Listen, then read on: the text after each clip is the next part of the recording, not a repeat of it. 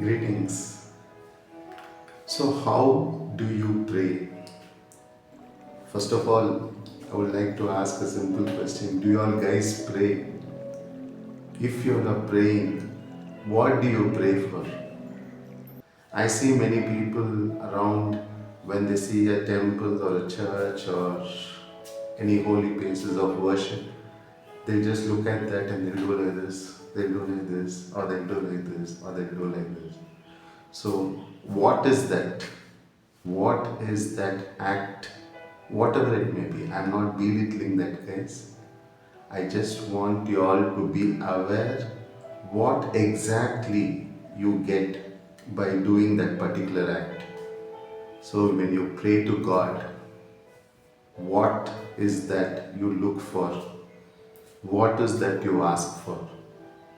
So I know of people who ask for really silly things like better mileage for my bike and maybe the bananas in your house has not ripened. They'll say, "Oh God, please help me to ripen this banana fast, otherwise it will go waste." Or things like they'll cook some food. I've seen ladies pray for this.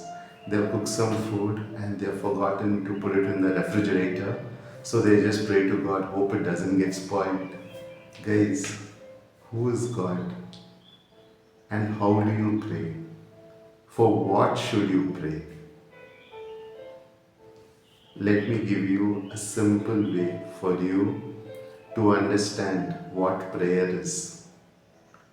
Each one of you is a prayer. For example, the one who teaches is called a teacher. So one who preaches is called a preacher. So the one who prays is himself or herself a prayer. So you are already a prayer, my friends. So when you pray to God, the more you ask for unnecessary things. For example, I can understand when you pray for the good health of yourself. Yes, pray for that.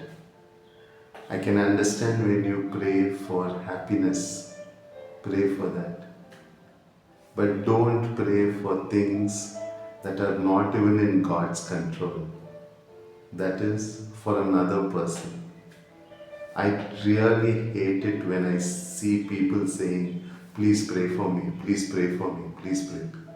Guys, God has given you an intellect, God has given you a mind, God has given you a sense of awareness, and you yourself are a prayer.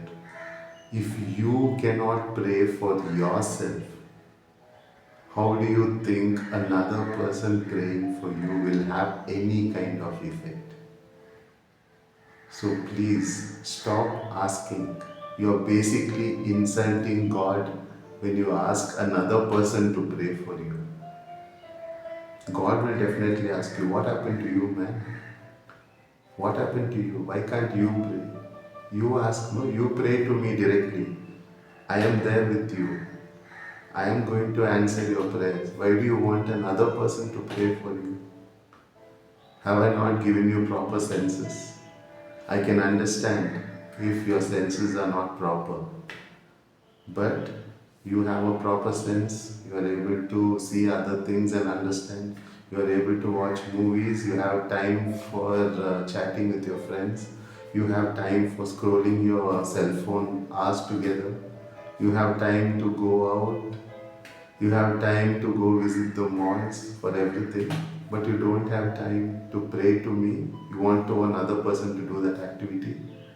Come on, guys. We have started hiring people for cooking, for cleaning, for taking care of ourselves, for washing our car, for everything. At least prayer we should only do, guys. God will really feel bad.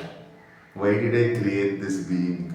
It cannot even create a simple activity. It cannot even communicate with the Creator.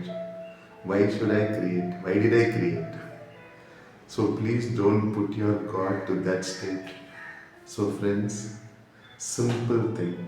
Whenever you all pray, I see people, especially when we work at office, there is a God's photo.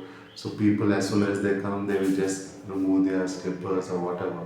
I don't think it makes any sense, because they will just remove their slipper, do the thing, and then again wear their slipper and come out.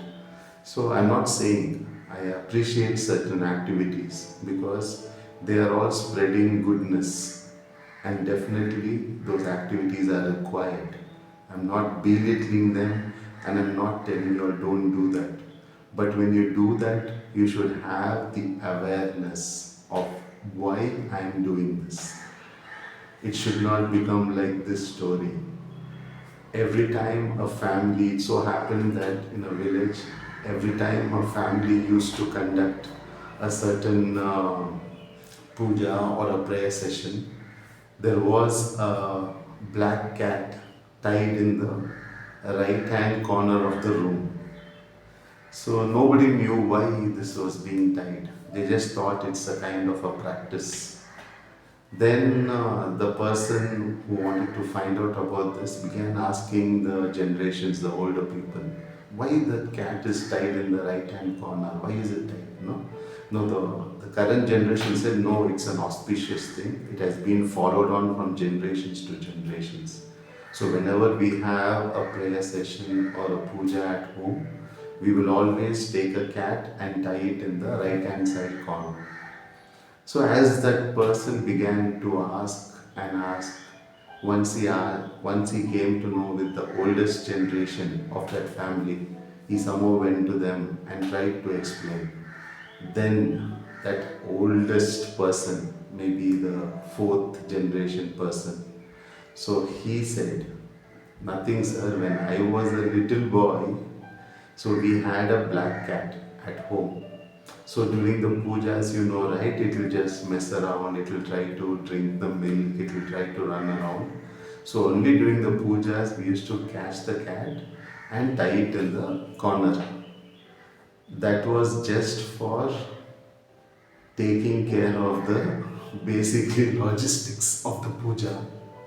But later on, after many generations, there was no cat also in the family. They did not have a cat.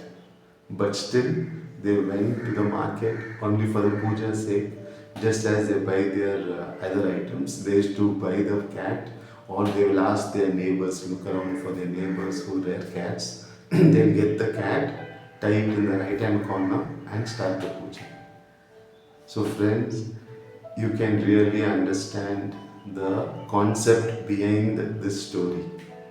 So please don't do things that are just for the sake of a ritual, just because your parents asked you to do it, just because your elders asked you to do it, or just because your priest or your well-wisher asked you to do it. Don't do such things, guys.